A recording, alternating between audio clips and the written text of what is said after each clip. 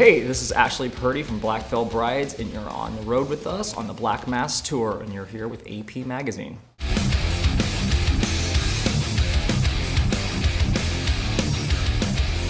Ashley Purdy before Black Veil Brides.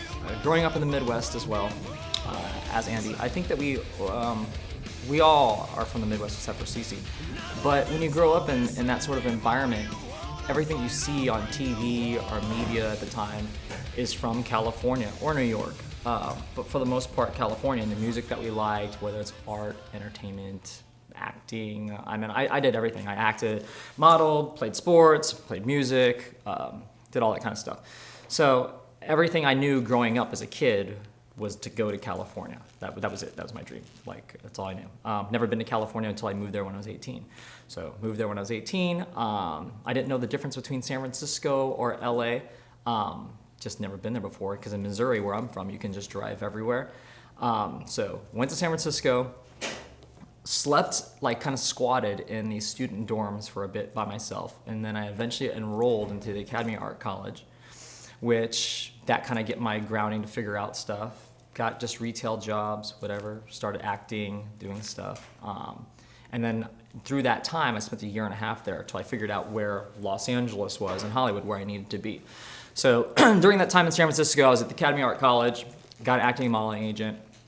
Through that way, I was able to transfer the acting and modeling agent to LA, transferred schools to Otis College of Art and Design as well. So then I moved to LA, and then that's when I figured out Hollywood, where all the bands were at, and music culture and stuff. And there are still remnants of the 80s and 90s scene there. So I started forming bands right away, and it was always with older dudes who were still remnants of that era and scene and stuff. I couldn't find no one who looked like I did, or played like I did, or wanted to make a band like I did.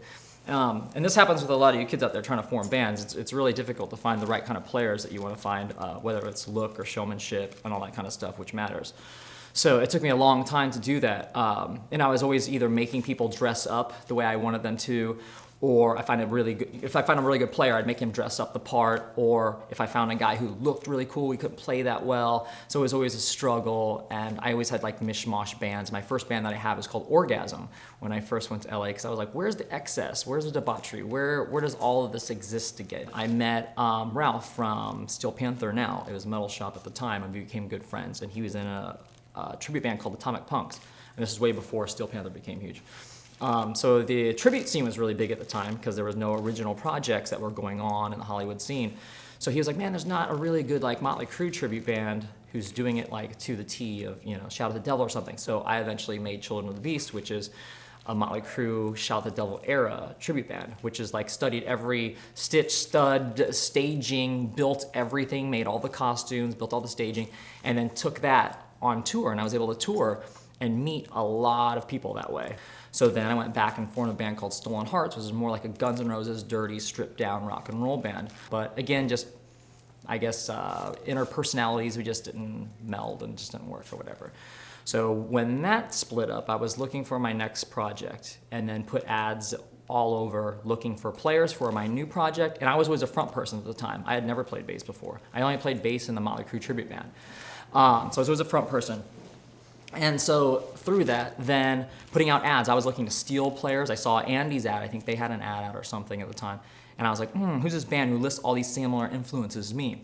So met up with him, but I was actually looking to steal players from there to put in my band, But when we got along really well, because again, a lot of it's about personality and finding a common ground, Now me knowing what I knew, I've already been in 3 bands previous to Black Veil Brides, just about how that synergy sort of works. So when I met him, I was like, okay, well, he's a good front person. I like him and what he's doing right now. And they already had Knives and Pens just came out, and they hired, whoever just to stand in and play the parts for that.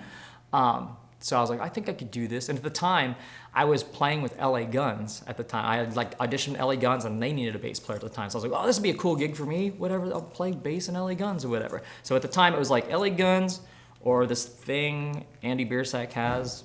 I don't know. But eventually, I liked the name. He wanted to change the name at the time. I remember that. He's like, oh, I've had this project. I was a kid for so long. I had this name and all these players and all this stuff, and I never got it going. I go, I think the name's really cool, man. We should keep the name. So because I just graduated college as well, so I have a marketing degree and all that kind of stuff.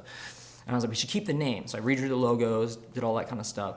And then we started working on the project. From there, we've been involved in every aspect of this band because we cared so much. So go back to your original question, from the production to the image to just how we're perceived, because it matters. Coming from a marketing standpoint, everything you do, like I said, the name evokes something. It matters. Kids out there, you're forming a band, have a cool name, have a cool logo, have something that is identifiable with your groups or your peers. Someone who wants to, when you're a kid, you want to carve the logo in your school desk or write it on your notebook or something. If you can't do that, I don't think you really have a good shot at even a good band, no matter how well you can play, because if you don't have a marketing ability, then you're not going to have a good band. All those things matter, and all those things were taken into account with us. We spent endless nights together. In the beginning days, just at my apartment or whatever, just going over how we're gonna look, how we're gonna be perceived, where we want to go, and all those aspects. So and how we want each member to be identified, because we want every member to be cared about in this group as like Kiss is. You can identify with each member, and it becomes a greater whole for the group, as one. So yeah, it's all that kind of stuff. Hey, what's up? This is Ashley Purdy from Black Veil Brides. It's been a pleasure sitting and talking with AP Magazine. We have issue 317 coming out soon, and you can actually buy it on tour. We're selling it at our merch table on the Black Mass tour, which we're on now. And come see us and buy the magazine, and we'll sign it for you after the show. And we love you.